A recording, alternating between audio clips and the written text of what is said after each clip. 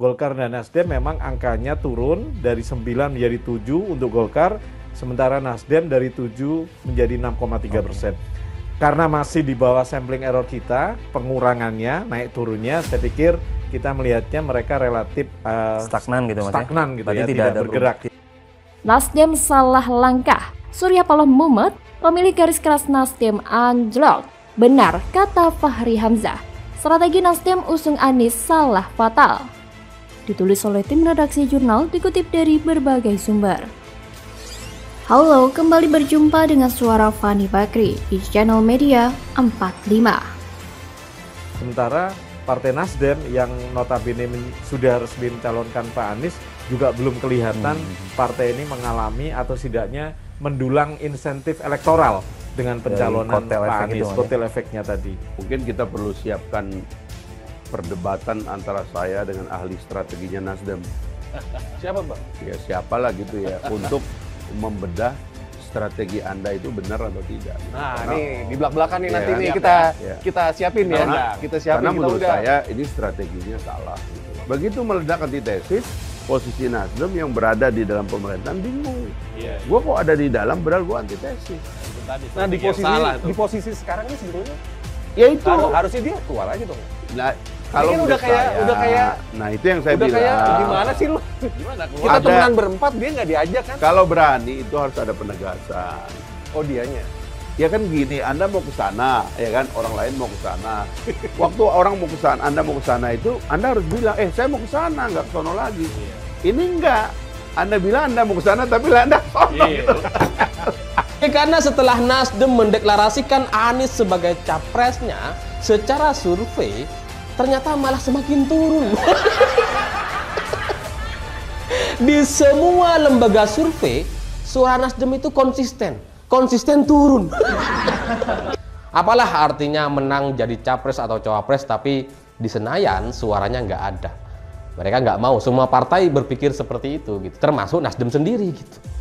Tapi salah langkah yang dilakukan oleh Nasdem ini yang mendeklarasikan Anies secara terburu-buru itu kemudian nampaknya memang harus dibayar mahal dan kemudian masyarakat akan menghukumnya gitu ke depan tahun 2024 nanti. Beberapa hasil survei menunjukkan proporsi pemilih garis keras atau strong voters Partai Nasdem terjun bebas setelah mendeklarasikan Anies Baswedan sebagai baca pres Nasdem. Hal ini pun langsung mendapat tanggapan dari pegiat media sosial Yusuf Muhammad lewat akun Twitter pribadinya. Yusuf pun menilai Nasdem saat ini memang lagi apes-apesnya. Hal ini bisa dibilang karena Nasdem mengusung capres kontroversial. Maka dari itu, Yusuf pun mengimbau untuk tidak nekat mengambil keputusan yang terburu-buru, yang boleh diibaratkan mencari emas dalam tumpukan sampah. Jika diperhatikan berdasarkan survei Mei 2023, proporsi strong voters Nasdem berada di angka 37,9%. Turun hampir 20% dibandingkan hasil survei pada Januari 2023 di angka 57,7%. Selain Nasdem, 4 partai lainnya juga mengalami penurunan proporsi pemilih garis keras adalah PDIP, Partai Golkar, Partai Keadilan Sejahtera, dan Partai Amanat Nasional. Proporsi strong voters PKS dan PAN turun cukup jauh, masing-masing dari 46,2% menjadi 37,8%. dan 52,9% ke 42,1%. Selain itu, proporsi strong voters Partai Golkar turun dari 40,2% menjadi 34,5%. Sedangkan PDIP juga turun tetapi tidak terlalu jauh, yakni dari 58,3% ke 56,2%. Sementara itu, 4 partai lainnya mengalami kenaikan proporsi strong voters, yakni Partai Kebangkitan Bangsa atau PKB, Partai Gerindra, Partai Demokrat, dan Partai Persatuan Pembangunan. Dari keempat partai tersebut, PPP merupakan partai yang proporsi strong votersnya naik paling signifikan dari 44,4% pada Januari 2023 menjadi 65,5% pada Mei 2023. Kemudian, proporsi strong voters PKB bertambah dari 40,4% menjadi 46,3%. Partai Gerindra dari 45,5% ke 49%, dan Partai Demokrat dari 44,4% ke 65,5%. Menurut saya bagus jika ada yang naik proporsi strong votersnya. Yang kasihan adalah Nasdem. yang proporsi strong votersnya turun drastis. Hal itu mungkin disebabkan oleh Paloh yang salah melihat. Mungkin Paloh melihat emas, namun yang sebenarnya ia lihat adalah kotoran manusia. Sudah bau, tak bisa dijual lagi. Bahkan menurut Waketum Partai Gelora Indonesia, Fahri Hamzah, strategi Nasdem usung Anies sebagai calon presiden adalah kesalahan fatal. Menurut Fahri, kesalahan strategi Nasdem sangat fatal adalah Nasdem dinilai tak cerdas berpolitik. Menurut Fahri Hamzah, deklarasi Nasdem capreskan Anies adalah kesalahan fatal yang sulit diperbaiki. Apalagi saat deklarasi Anies, kata Fahri Hamzah, dilakukan Nasdem tanpa diskusi dengan parpol koalisi di pemerintah. Itulah dampak nyata sosiologis politis, besarnya nama figur menjadi suatu pilihan. Politik tidak mengenal kawan dan lawan, politik itu murni kepentingan kelompok. Apapun manuver Nasdem dari capres yang mereka usung itu, kursi presiden tetap saja hanya ada satu. Saya dan mayoritas rakyat yang masih waras tidak melihat Surya Paloh ingin memberi yang terbaik bagi bangsa dan negara. Ini malapetaka dan bundir politik bagi Nasdem, khususnya Surya Paloh yang telah gambling menyundul Anies sebagai calon presiden pada Pilpres 2024. Secara hitung-hitungan politik sudah pasti tumbang, itu logika sederhana. Sikap saya jelas, NKRI butuh pemimpin rakyat yang berani, lugas, dan pekerja keras untuk membangun bangsa dan negara, bukan penipu. Dan buat Nasdem teruslah bikin blunder, makin banyak blunder, masyarakat makin tidak percaya dengan partai ini. Sebagai indikasi awal, sudah ada beberapa kader yang say goodbye. Bagaimana kalau menurut Anda? 7 sampai tanggal 13 September tahun depan. Tiba-tiba hari ini sudah ada calon yang berkeliling, Iya. yang semi kampanye. Dan nggak ada yang berani nyemprit gitu loh. Semi kampanye, semi konsolidasi. Cerdas, Fahri Hamzah tampol Anies soal safari politik gak ada manfaatnya buat rakyat. Nasdem salah langkah usung Anies, elektabilitasnya pun anjlok parah. Ditulis oleh tim redaksi Jurnal, dikutip dari berbagai sumber. Mengajak Demokrat dan PKS untuk bergabung.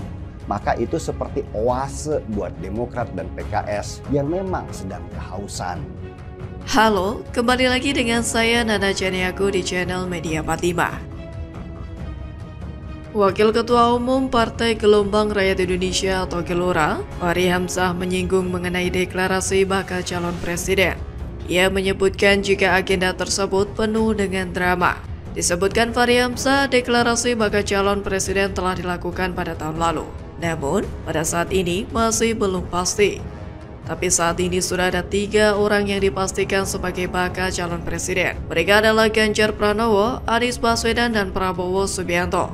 Dari ketiga capres itu, Fahri menyindir safari politik bakal calon presiden Anies Baswedan yang sejak pertama kali dideklarasikan pada 3 Oktober 2022. Ia pun menyindir Anies yang sudah lebih dari 8 bulan melakukan berbagai gerakan politik, tetapi tak ada manfaat yang diperoleh bagi masyarakat. Kegiatan itu, kata Fahri, seperti bertemu banyak pihak, mengumpulkan massa, sampai memunculkan drama politik namun hasilnya nihil.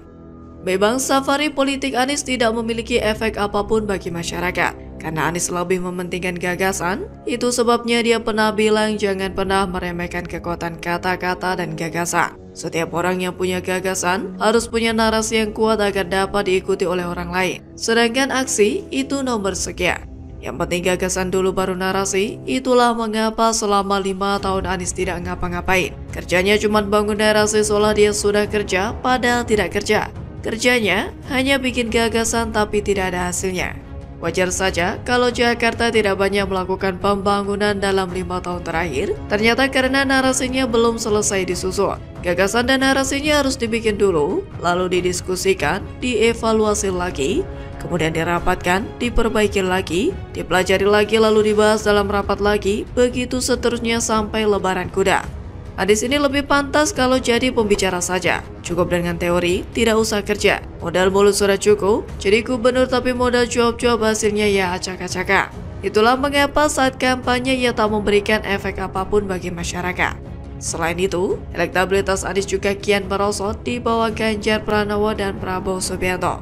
Hal ini tentu saja menjadikan nasib Partai Nasdem apes seusai mendeklarasikan Anies sebagai capres. Bahkan sejumlah kasus telah menimpa Partai Nasdem, seperti kader Nasdem yang mundur, Sekretaris Jenderal Nasdem Johnny G. Plate menjadi tersangka dugaan kasus korupsi, hingga elektabilitas Anies yang kian merosot di sejumlah lembaga survei. Tentu saja benar yang dikatakan oleh Fahri Hamzah, Anies tak memberikan efek apapun bagi masyarakat. Yang ada malah politik identitas yang selalu ditebarkan oleh Anies Baswedan dan kelompoknya tersebut. Kalaupun ditanya soal prestasi, Anies pasti akan bilang tidak punya cukup waktu untuk menceritakan semua prestasinya. Jadi silakan renungkan, apakah Indonesia mau dibangun atas dasar gagasan dan narasi yang tak memberikan manfaat bagi masyarakat? Apakah bisa negara jadi maju kalau aksi ada di nomor sekian? Rakyat mau disuguhi dengan mimpi dan mulut manis sampai kenyang. Yang penting rakyat dibuai dengan mimpi indah, negara mau gimana ya terserah. Ya, jangan remehkan kekuatan kata-kata, karena hal itu bisa mengibuli banyak orang. Jangan remehkan narasi, karena memang pada dasarnya sudah terbukti banyak yang tertipu oleh gambaran masa depan muluk dan tak masuk akal.